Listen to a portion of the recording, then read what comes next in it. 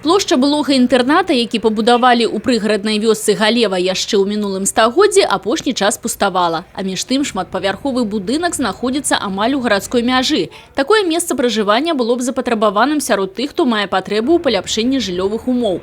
Ацаніўшы патэнцыял аб'екта, мясцовыя ўлады летась ініцыявалі яго ўключэнне ў абласную інвестпраграму.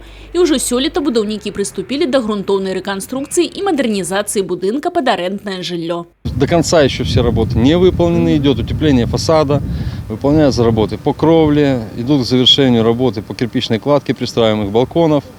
Также сантехнические работы. Вы видите, что теплотрасса прокладывается новая. Внутри ведутся работы по устройству отопления, системы отопления. Черновые электрические работы тоже все выполнены на сегодняшний день. Штукатурные работы идут, устройство цементных стяжек сегодня выполняется. Такі маштабны фронт работ патрабаваў і капітальных укладанняў, таму толькі на рэканструкцыю з абласнога бюджэта было выдаткавана каля 1 700 000 рублёў. Яшчэ 2 200 000 пайшло на агульнае ўладкаванне і пракладку неабходных інжынерных сетак. Задзейнічаны на аб'екце некалькі падрадных будаўнічых арганізацый на чале з пінскай ПМК нумар 5. Скончыць рэканструкцыю плануюць у жніўні. В этом населенном пункте совсем недалеко на расстоянии есть свободный квартал. Сейчас Пинским райисполкомом прорабатывается вопрос размещения на нем 5 многоквартирных жилых домов. Там смогут любые граждане, состоящие на учете, по договорам долевого строительства улучшить свои жилищные условия. Дарэчы, такая шчыльнасць шматпавярховак уласціва толькі прыгарадным вёскам і буйным аграгарадкам кшталту Парахонска.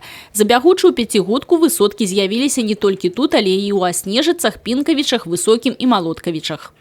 В 2019 году в деревне Высоково был построен 60-квартирный жилой дом. По договорам долевого строительства для граждан также там было 13 квартир предоставлено для сирот, а также детей, оставшихся без попечения родителей. Усяго за гэты перыяд на Піншчыне было пабудавана больш за 104 000 квадратных метраў жылля, у тым ліку індывідуальнага.